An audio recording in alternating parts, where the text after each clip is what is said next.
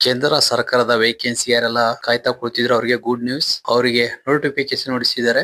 Online application ಹಾಕೊಳ್ಳಕ್ಕೆ. Online application ಹಾಕೋ ದಿನಾಂಕ ಯಾವ್ದಪ್ಪ ಅಂತಂದ್ರೆ ಆನ್ಲೈನ್ ಅರ್ಜಿ ಸಲ್ಲಿಸುವ ದಿನಾಂಕ 23/6/2025ರಿಂದ 18/7/2025 ಅಂತ ಹೇಳಿದ್ದಾರೆ. ಆನ್ಲೈನ್ ಅರ್ಜಿಗಳ ಸ್ವೀಕರಿಸುವ ಕೊನೆಯ ದಿನಾಂಕ ಮತ್ತು ಸಮಯ 18/7/2023 3 ಗಂಟೆಗೆ.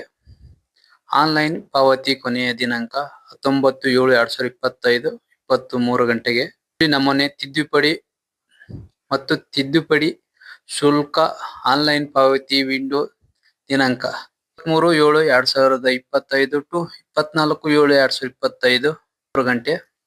ಕಂಪ್ಯೂಟರ್ ಆಧಾರಿತ ಪರೀಕ್ಷೆ ವೇಳಾಪಟ್ಟಿ 9/2/2025ರಿಂದ 18/9/2025 ವರೆಗೆ ಇರುತ್ತೆ.